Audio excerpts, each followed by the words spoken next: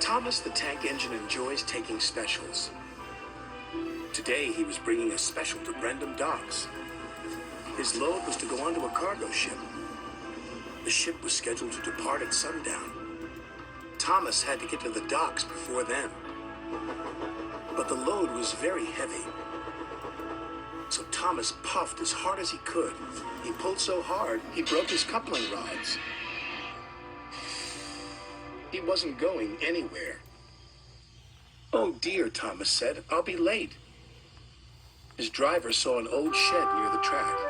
"If there's a telephone in there, I could call for help," he said. "Hurry," said Thomas, "and be careful. It looks spooky." "Up," he said. "Hurry," said Thomas, "and be careful. It looks spooky." Then a voice boomed from inside the shed. "Do you mind? I'm trying to sleep." Thomas hoped it wasn't a ghost. Then his driver appeared. "Is it a ghost?" asked Thomas nervously. "It's a surprise," his driver teased. Then the fireman took some of Thomas's coal and headed off to the shed. "She could get us to the fitter's yard," his driver said. "If her boiler holds," added the fireman anxiously. What kind of surprise is that? Thomas wondered. "Thomas, meet Elizabeth," said his driver. At last, the doors opened, and out chuffed a dirty, grimy steam truck. "So you're the little puffer that's broken down," she sniffed. Thomas was cross. "And you're just an old steam truck," he retorted. "That would be vintage steam truck," snapped Elizabeth. "And I haven't much time to get to your coupling rods."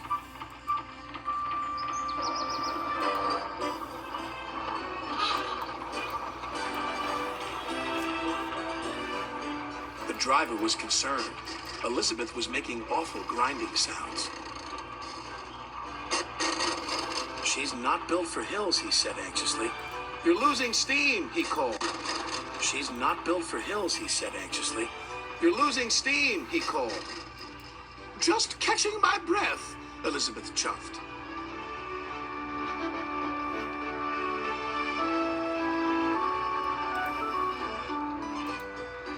And finally she made it.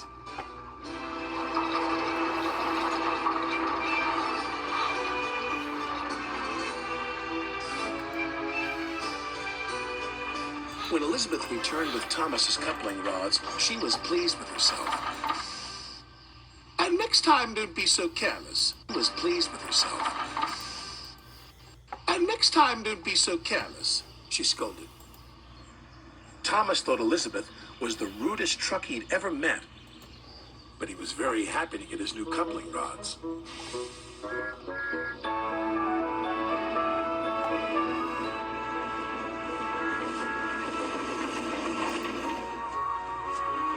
Thomas made it to the docks just in time. "What took you so long?" said Sir Topham Hatt. Thomas told him about his broken coupling rods. He wanted to tell him how rude Elizabeth had been when she rolled up. "Oh, it's you," said Elizabeth, looking down at Sir Topham Hatt. "Have you learned to drive properly yet?" "She's in trouble now," said Thomas to his driver. "Drive properly yet?" "She's in trouble now," said Thomas to his driver. "Elizabeth," said Sir Topham Hatt fondly. "My first truck. I thought you had been lost." They were old friends.